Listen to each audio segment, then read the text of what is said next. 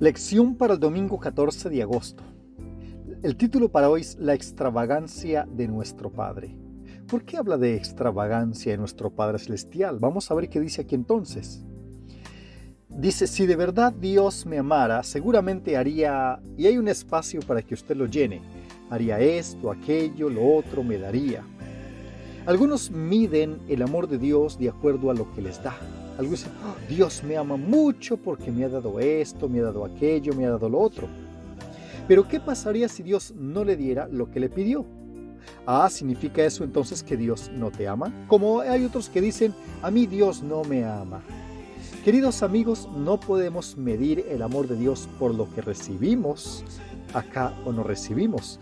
Dios nos ama y punto. De igual manera tenemos que aprender a ser fieles a Dios y amarlo, así como Él nos ama, pero también sea que nos dé o no cosas. Entonces, veamos aquí. Me pregunto cuántas veces ese pensamiento ha pasado por nuestra mente. Observamos las circunstancias y luego comenzamos a preguntarnos si Dios realmente nos ama, porque si así fuera realmente, las cosas serían diferentes. Hay dos argumentos que a menudo nos llevan a dudar de la bondad de Dios. En primer lugar, cuando tenemos un deseo ardiente en nuestro corazón y nuestra mente por algo que creemos que es bueno. La idea de que Dios desee algo diferente para nosotros puede parecernos ridícula. Y aquí quiero hacer un alto en el camino para analizar un poco y mencionar algo. Por ejemplo, si una persona está enferma y le está pidiendo a Dios que lo sane, que lo sane, que lo sane, pedirle sanidad es algo bueno.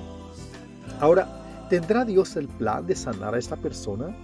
¿O no será que el plan de Dios es diferente? Recuerden la historia de Pablo, cuando Pablo tenía ese aguijón en la carne, ese problema en los ojos que era bastante doloroso. Y dice, le he pedido a Dios que me quite esto, pero Dios le dice, bástate mi gracia, porque mi poder se manifiesta en la debilidad. Recuerdo mucho la historia de un hombre, un hermano de iglesia que me comentaba mucho tiempo atrás, que él antes de ser cristiano era un hombre que vendía drogas y que se portaba mal y hacía muchas cosas malitas por ahí. Pero un día tuvo un accidente y quedó en silla de ruedas. Y él dice, si yo ahora que le entregué mi vida a Cristo, Dios me sanara y me levantara de la silla de ruedas, yo me iría a predicar el evangelio por doquier.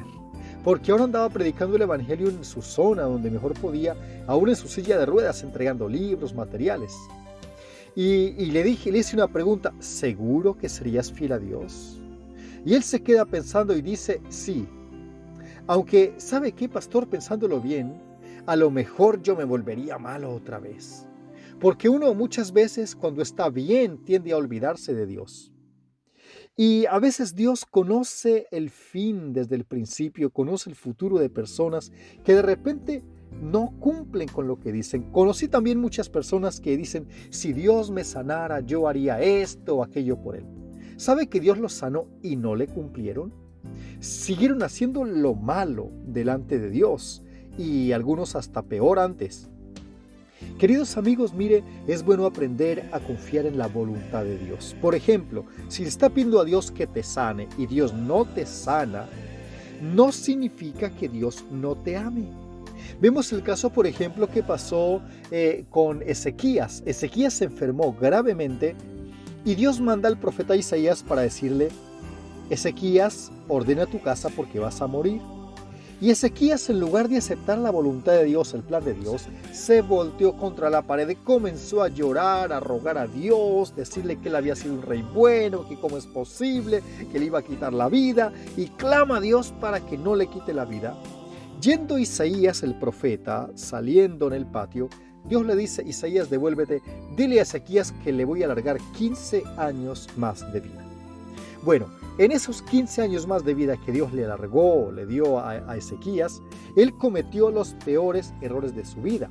Se metió con una egipcia, tuvo un hijo que se llamó Manasés, y ese hijo Manasés fue el hombre que mató más gente en la Biblia, desde la historia cristiana, que se menciona por lo menos en la Biblia, y él decía, hago esto para provocar a ira a Jehová. Imagínense.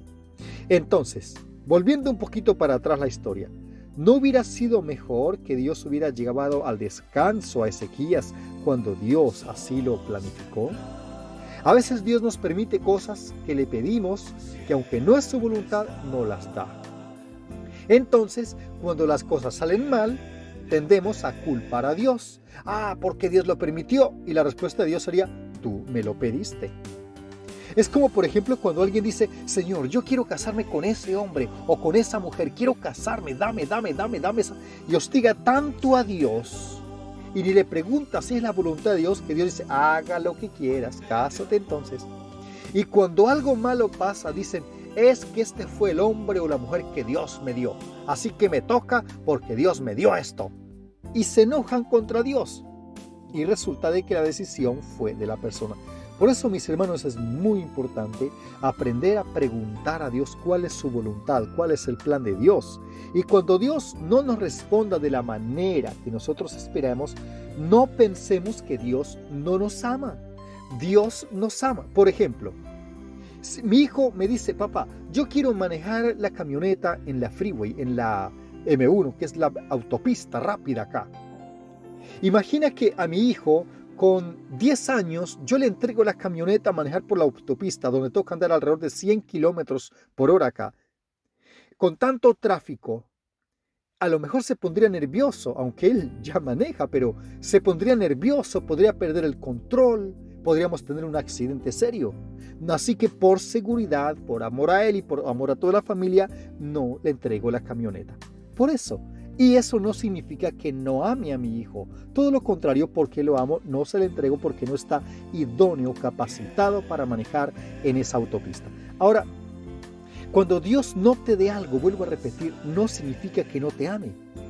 No podemos medir el amor de Dios, mis hermanos, por las cosas que Él nos da, sino en la demostración de amor que Él ha hecho por nosotros. Ahora aquí, el hecho de que Dios nos da algunas cosas que dice que no parece que es lo que nosotros queremos, nos parece ridícula. En segundo lugar, podemos dudar de la bondad de Dios porque nuestra experiencia choca con lo que creemos. Si algo se ve bien, o se siente bien, o suena bien, o sabe bien, entonces debe ser bueno. Eso es lo que pensamos, pero no siempre todo lo que sabe bien es bueno. Por lo tanto, nos enojamos con Dios cuando no podemos tenerlo. Es como, por ejemplo, alguien que dice, Señor, yo quiero un Ferrari, yo quiero un carro de esos Ferrari. Ahora la pregunta, ¿es necesario tenerlo? ¿Es una necesidad? ¿Acaso va a ir a competir? ¿Es su deporte ir a competir en las carreras? La verdad que un Ferrari no es una necesidad. Es diferente si usted le dice, Señor, dame un par de zapatos, Señor, dame un vehículo normal, común y corriente para movilizarme, pero un Ferrari que vale miles de dólares es un despilfarro increíble, habiendo tanta gente con hambre en este mundo. Y la gente se enoja si no lo tiene, pero no significa el hecho de que Dios no le dé eso. Dios puede hacerlo, pero si Dios no lo da, no significa que no te ame.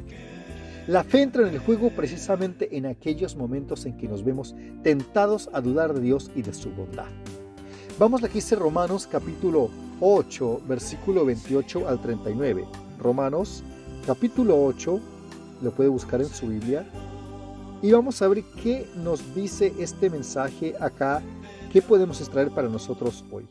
Romanos capítulo 8, versículos 28 al 39 dice de la siguiente manera. Y sabemos que a los que aman a Dios, todas las cosas les ayudan a bien. Ojo, todas. Aunque algunas parezcan en el momento que no nos están ayudando a bien. Esto es a los que conforme a su propósito son llamados. Porque a los que antes conoció también los predestinó para que fuesen hechos conformes a la imagen de su Hijo, para que Él sea el primogénito entre muchos hermanos. A los que predestinó, a estos también llamó, y a los que llamó, a estos también justificó, y a los que justificó, a estos también glorificó. ¿Qué pues diremos a esto? Si Dios es por nosotros, ¿quién contra nosotros? El versículo 32 dice algo especial. El que no escatimó ni a su propio Hijo, es decir, no nos lo negó, sino que lo entregó por todos nosotros, ¿cómo no nos dará también con Él todas las cosas? Así que, mis hermanos, podemos ver que Dios puede darnos todas las cosas. Si no nos negó a su Hijo, que era lo más precioso que tenía, ¿Qué cosas podría Dios negarnos? Dios puede darnos todo lo que quiera y todo lo que queramos, pero a veces no nos da lo que pedimos porque ve que no es conveniente o nos está librando de algo que puede ser peor. Así que si Dios no te dio algo que pediste, no te enojes, tenga paciencia, porque Dios en su infinita sabiduría sabe si era lo mejor para ti o no. Una chica, por ejemplo, hace mucho tiempo atrás estuvo orando y pidiendo a Dios por un esposo, que le diera ese esposo, y un muchacho que le gustaba bastante, pidió tanto a Dios por ese hombre. A la final, ella, por consejo de un pastor, le dijo que le pidiera a Dios, si era la voluntad de Dios, que se casara con él. A pesar de que las cosas estaban dando, ella pidió a Dios señales si era la voluntad de Dios o no. Como vio que la voluntad de Dios no era, pudo comprobar, así que desistió de casarse con él por querer seguir la voluntad de Dios. Pasaron algunos años y ese hombre se casó con otra chica. Ella demoró un poco de tiempo en casarse, pero finalmente Dios le concedió un buen hombre, un matrimonio feliz, estable. Pero el chico que ella dejó por querer seguir la voluntad de Dios, se dio cuenta que era un hombre que violentaba a la mujer, la traicionaba y varias veces la había agredido físicamente. Ahí ella pudo mirar hacia atrás y darse cuenta que Dios definitivamente era muy bueno al no permitirle casarse con ese hombre. Y algunos dirán, bueno, ¿y es que la otra no la amaba? Porque a lo mejor la otra decidió sin preguntar a Dios, sin consultar al Altísimo. Es bueno, mis hermanos queridos, que antes de tomar cualquier decisión le preguntemos a Dios, que Él es nuestro Padre, tiene todo el derecho de saber lo que vamos a hacer, de tener nuestras peticiones, porque Él es nuestro Padre. Si muchas veces pedimos permiso a nuestros padres terrenales, o a nuestra esposa, o a nuestro esposo para pedir algunas cosas, ¿cuánto más no pedir la autorización de aquel que todo lo puede y todo lo sabe? Es mejor preguntar antes de equivocarnos. En el versículo de 8:32 hay una lógica importante que es extremadamente útil para protegernos del agobio de nuestras circunstancias. El que no escatimó a su propio Hijo, sino que lo entregó por todos nosotros, ¿cómo no nos dará también con él todas las cosas? ¿Cómo podríamos pensar que Dios enviaría a Jesús a morir por nosotros y que luego se volviera tacaño?